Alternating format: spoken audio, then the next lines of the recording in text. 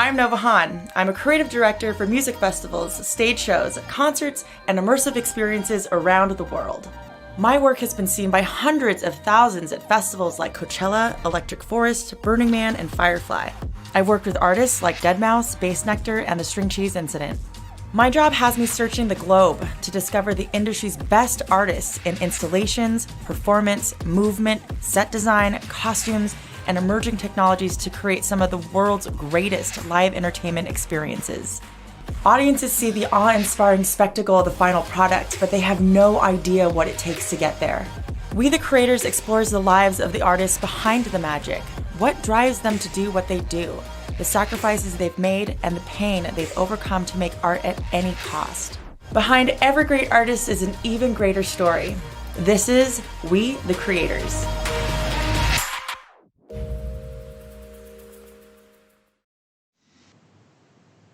Hello, welcome to our second episode of We Are the Creators. I'm so excited because we're here today with my dear friends Fez and Heather of Alchemy Arts. Alchemy Arts is a multidisciplinary design, fabrication, and installation company that specializes in large sculptures, theater sets, stage designs, and immersive experiences. Their works have been seen at Electric Daisy Carnival, Electric Forest, Oregon Eclipse, and they've brought stellar works to life for clients like Google. I remember first seeing them at Symbiosis and their amazing LED and metal sculptures and was just completely mesmerized by their works. And I knew from that moment that I had to have them at Electric Forest. And they not only brought just stunning large sculptures, but they also invited people into these detailed worlds of imagination and story.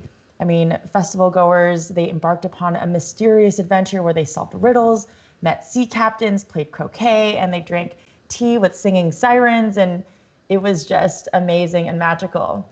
So this is the world of Alchemy Arts Collective.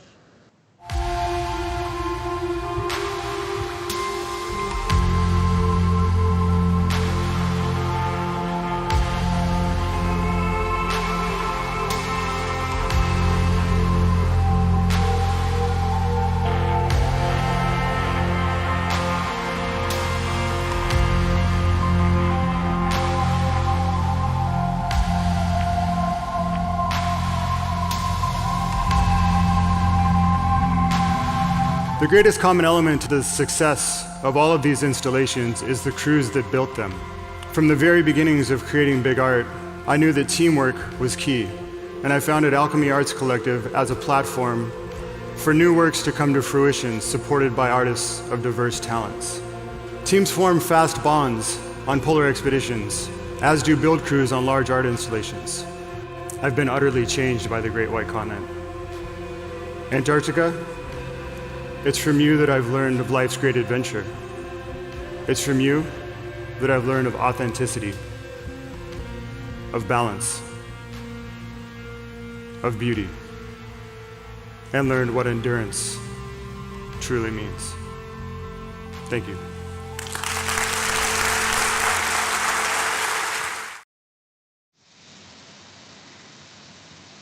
Hello, friends. Hi. Welcome. Hi, everybody. Hi.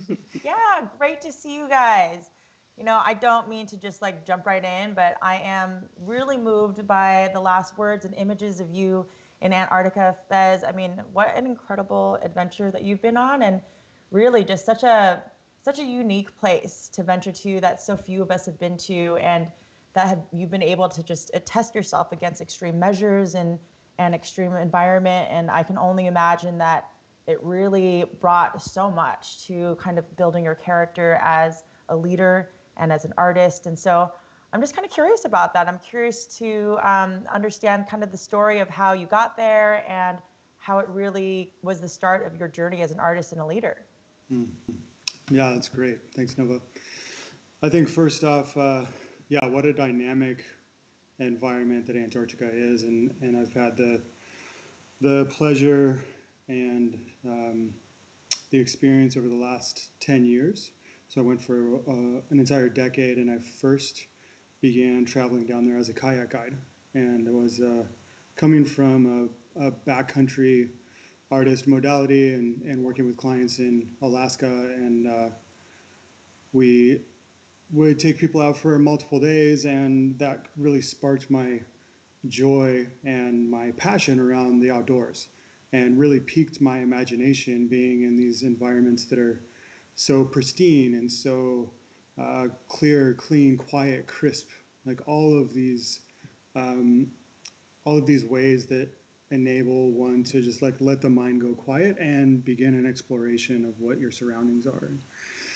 And so in 2007, I began kayaking from a ship-based tourism operation in Antarctica. And I think the first thing down there that really started to open up my exploration and my creativity was just the sheer quiet that one can experience on the oceans. And transiting through the Drake Passage on a ship with big weather and stormy seas and sometimes like super flat calm, but there's still wildlife all around. And you just begin to detach from so much distraction that occurs in our daily lives, primarily from technology, traffic, work, relationship, like whatever it might be, that really occupy a lot of our consciousness. And by voyaging on the oceans and just looking out at this expansive ocean going, 7 knots, 10 knots, 14 knots, like relatively slowly across vast magnitudes of ocean, I began unwinding a little bit.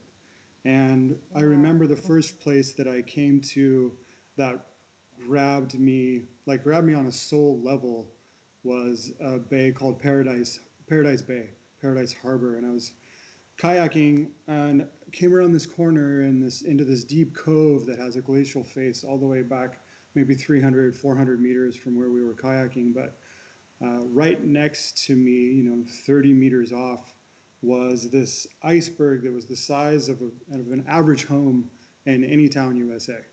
And this iceberg was on this beautiful pirouette, just ever so slightly, like turning and rotating.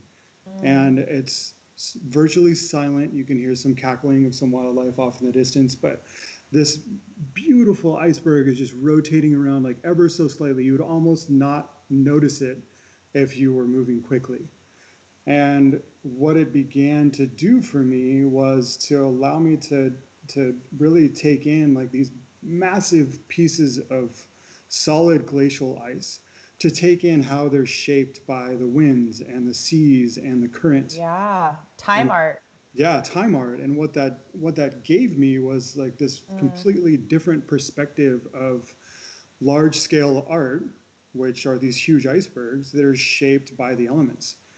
And I voyaged down there for 10 years. And so about halfway through my Antarctic career, I started building my own large scale art. And what that came from for me was so much of my learning around the environments and nature. And then as well, as a whole nother tangent, it was from my family and my life and my mother and father. And the first piece that I created was this giant lily flower that you can climb on. Right. And that was kind of like an association from my mom as a florist, my dad as a builder, and the large, expansive natural environments. Yeah, I think we have a picture of that too. Andrew, can you pull up the maquette of the flower that he made and how that turned into large scale art?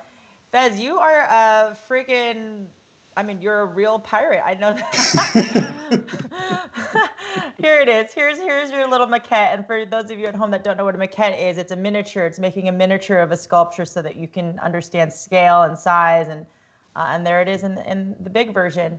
But that's amazing. I feel like we always kind of brag about being these pirates in the festival scene, but like you talk about a renegade man. That's pretty amazing. So how did you make that jump and that leap from being this like sea kayak Antarctic man to making this big art? Like, were you always kind of an artist, or how did you make that transition?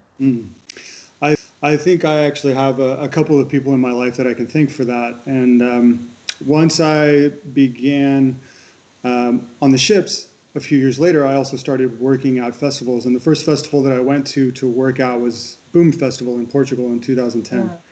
And I went with Bamboo DNA. Many of you probably know who. Love those guys. Yeah. And his ability to take maquettes and turn them into massive environments and have them be so wildly contrasting one to the next started to pique my creativity around what was possible. And I hadn't really thought a lot about large-scale art at that time. And by going and spending a summer with Bamboo DNA in Portugal, I began thinking about my own art. And it was shortly thereafter that I created the first piece, which is the lily flowers, Lilium giganteum.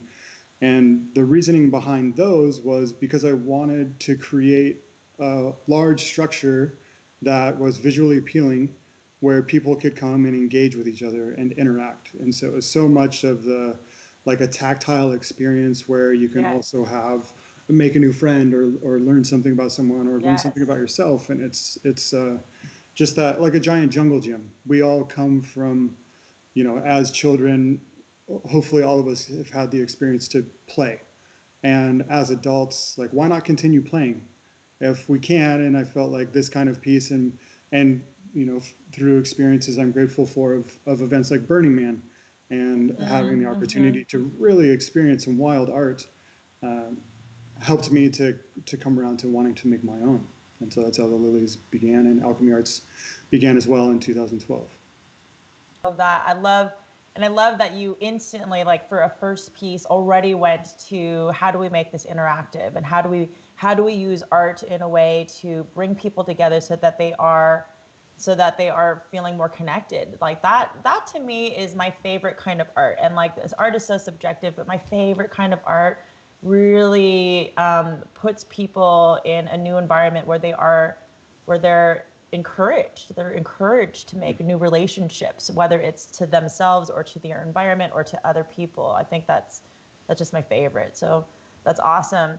And so for those of you at home who are watching, I just want to also let you know that this is an interactive show. So if you'd love to ask Heather and Fez, who we'll get more to talking to Heather here in just a minute, please throw up a few questions in the chat and we will pick a few of them at the end to go over.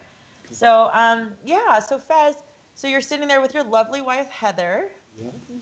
Hi. And, I love your sculptures and I love the collaboration of what you guys have been able to do together. And, Heather, where I feel like I've really seen how your influence has broadened the work into something more theatrical in a way, where you are weaving in what, I call like story sculpting or social experiences. And, some of my favorite times as a producer has just been like nerding out with you. When we talk about like the big micro picture, which is like, how do we make these intimate and unforgettable experiences for fans where they discover something deeper about themselves, right? Like, and what I love about you is your storylines. I find that you build these incredible mythical characters, and they have such intrinsic goodness to them, and they're there to really teach a greater lesson or a greater good. And they often are trying to help people heal a wound so that they can kind of discover a greater form of themselves, which is also another part of art that I just love, is this opportunity to really teach. So I guess what I'm curious about is like, where does that come from? Like, what wounds did you have to heal personally that you felt that you needed to share this modality of inviting people into these wonderlands so that they could discover themselves? Yeah. Thank you. Thanks, Nova. Hi, everyone. For me, growing up, there was just from a very early age this sense that the world didn't totally make sense to me as it was like coming to me, and I didn't totally make sense in the world all the time either. There wasn't like an ease of fitting in terms of like a cultural, social sense. And so, but where that was not true was in the arts. The arts were always the safe space. And, I was incredibly fortunate to grow up in a really radical religion that didn't continue to be my faith, but that empowered me to ask, you know, what is real? The story of what was real inside of that philosophy was something so different from what most people are walking around. And so I got to really inquire from the time I was 5 years old, you know, like, what's really going on here? And how does shifting my perspective on what I believe or how I sense the world around me actually change what's possible? And then also growing up, I had a magical sister. I still have a magical sister, who was like my first collaborator and my first playmate. And we were always making worlds. It was just what we did. We made rituals and we made stories and we made puppets and theater pieces, and she wrote mini novels and I was her plot consultant. So I was like, you know, I was like training to make immersive theater from the time I was a wee little one.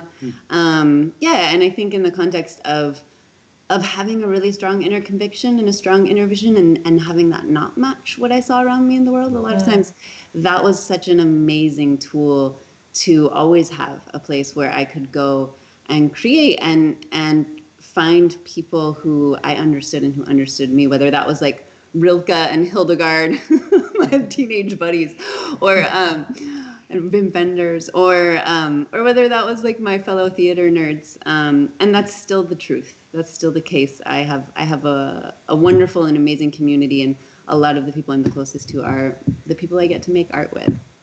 Yeah. Absolutely. And actually, one of the things that was up in that video that I loved that you had said, Fez, so much was that, you know, for any of these expeditions, what it really requires strong teamwork, you know, and we build these like mini traveling families and they become our chosen families. So I love that. Yeah. And guys, if you guys are watching again, throw up some comments, questions, because we do have some time for questions here at the end.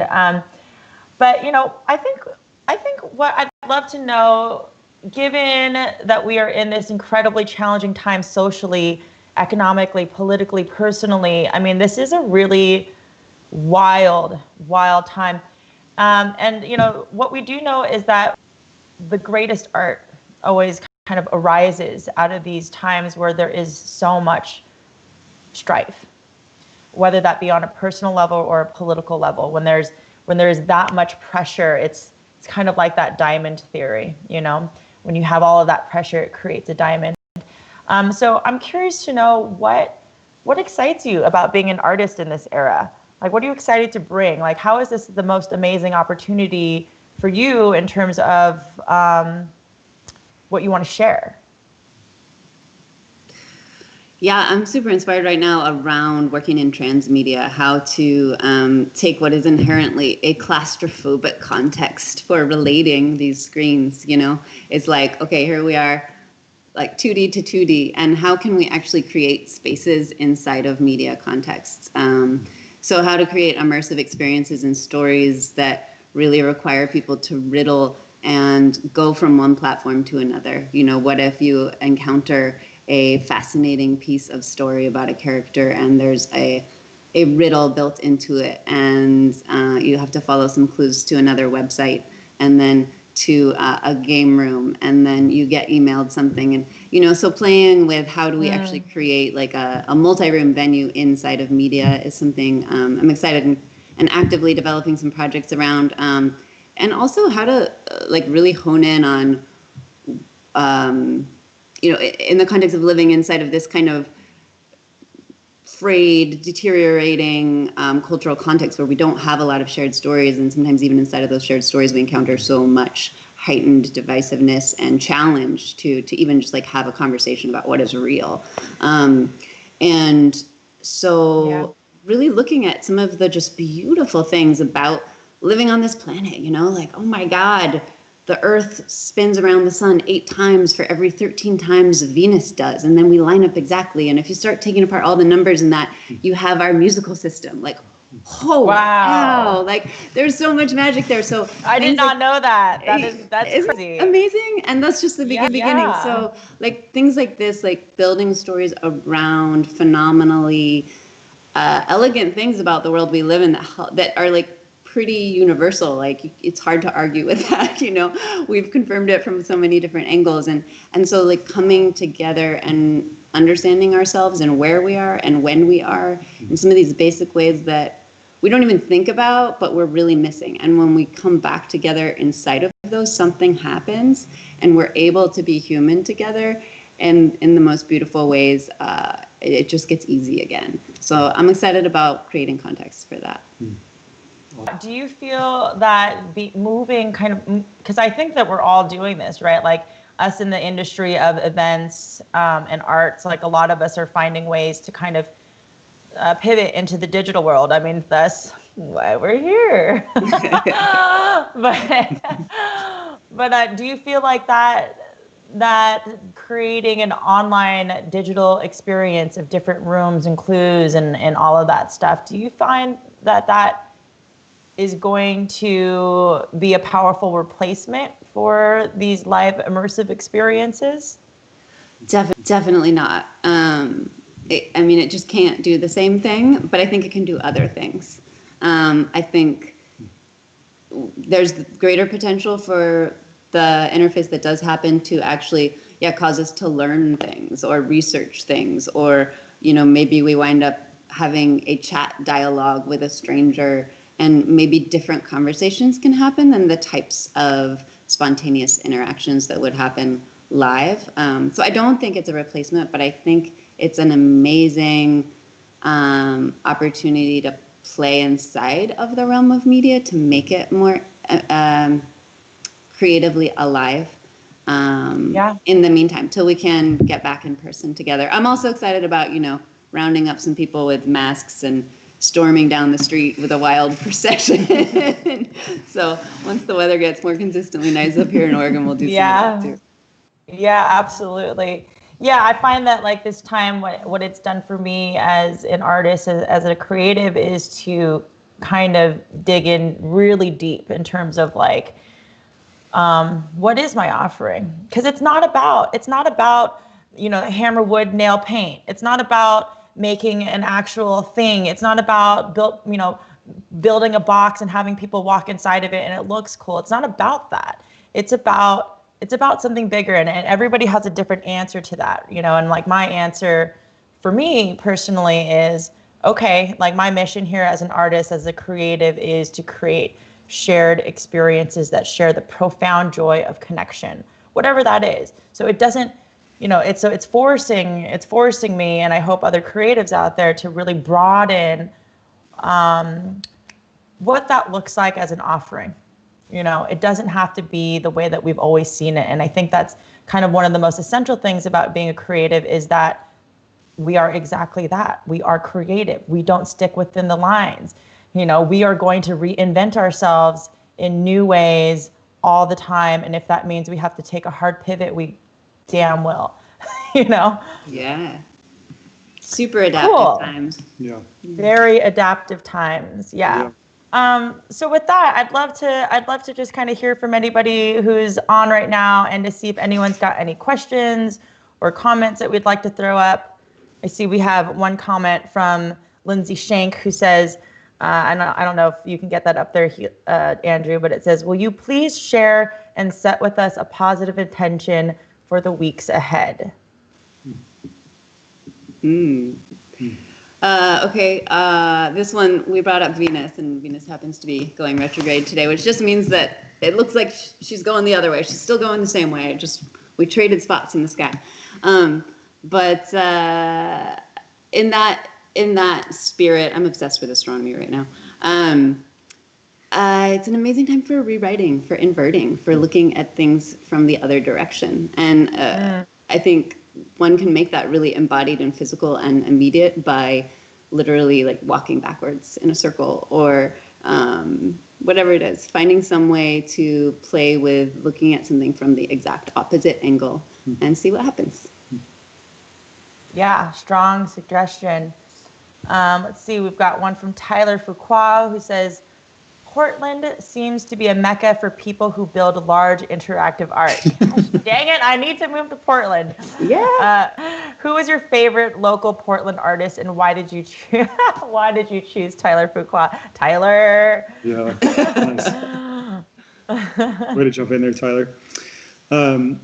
I think my favorite local Portland artist is actually also one of the people who helped me to get my first work off the ground, which is the Lily Flowers, is Ivan Mcclain. And he has a shop that's just a couple doors down from me. And Ivan's works are much more public and private collection than they are festival. And one of the primary reasons that I kind of like look up to Ivan as a mentor and love his works is that he is so capable.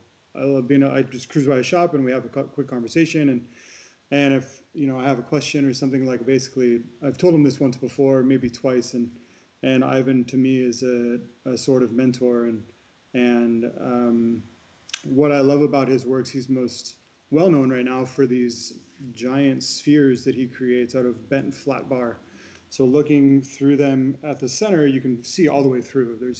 There's a subtle frame, but when you get to the edges, it starts to harden the visual line because of the amount of material that's around the corner as you continually walk around, and it keeps rotating. So for me, I have a lot of respect for Ivan and his works, as he's been doing it for a long time and raised a family and has been an artist for 30 some odd years, working artist. Awesome. Let's see, last question. Sean Graves asks, and is also sending virtual hugs. What are you doing to stay busy and to keep your mind creative? Oh, awesome. Sean, old family friend, great to hear from you. Great to see that you're on. I have actually just returned home. I was on a gig in San Diego doing some work, and then we recently reworked one of our giant sculptures, a huge owl, and it was once skinned in wood, and now it's entirely skinned in steel. And we put a few solid months of our life into reworking this project. And Heather and I, and had great help from a good friend of ours, James Fritz, and then as well had the incredibly talented artist Eric Nez airbrush the entire thing. And so wow. We just installed that in its current home, and I think other things that we're doing to be creative. We've just moved into our home over here in Forest Park in Portland, and so we have a number of things we want to do here. And at the same time, what I'm excited for in my personal creative practice is to move away from the structure and diagrams and models and the maquettes that are created in my life for engineering and whomever needs to approve and whatever needs to happen, and just pick up a handful of material and begin creating to see what comes about from that. And our workshop is very close, and so we'll get the chance to do that here soon, or I'll get the chance to do that here soon. There's awesome. Oma. There's Oma. Oh yeah, cool. There she is, just looking gorgeous. I'm glad that you had that project to keep you busy during quarantine times. Yeah, same. Cool. So I guess we'd like to maybe just end with some guidance or inspiration, and wanted to see if you guys could share something with people at home in terms of like a simple way that they could step into their artistry.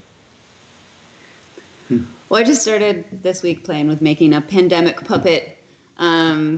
And definitely invite that one. Puppets are always fun. Gives you a chance to let those inner characters out. Someone who's got something to say that maybe doesn't usually get a talk. And people will say things to a puppet they won't say it to you directly as well. So it can also be a great way to have a conversation with a friend. So it's easy to make a sock puppet or a hand puppet. You can look up a YouTube tutorial. Also, just super stoked about learning things right now. Learning itself is a creative act. I've started learning Scottish Gaelic, which is very exciting. Also just like there's so many ways to learn online. So go for it. Do that thing you've always wanted to do. That's awesome. Yep. If you're making puppets at home, I mean, it's just one step away from Wilson. just make a couple friends, you'll be fine. Right on. Awesome. Well, thank you guys so much for joining us. And if you guys are at home and you're watching this either now or later, just, please know that we, like many, are a part of an industry that might not come back for a while. And providing these arts to the public has never been about the money. It has been minimally profitable at best. So if you enjoyed this and are feeling generous, your donations are so appreciated. It helps our artists and it keeps this little show running. And your support in the arts and in these particular special humans is so appreciated. So thank you in advance for sharing the video, getting the word out on what these incredible people do. It is so vital for all of us. And thank you. And if you guys want to follow Alchemy Arts Collective journey, please follow them on Instagram and on Facebook. And next week, we'll have Carrie Thompson of Galactivation, creative director of Boom Festival, on the show. So please be sure to check in and subscribe to our YouTube channel. Thank you so much. Stay home, stay safe, be kind, love boldly. Bye. Bye. Thanks, Nova. Thank you.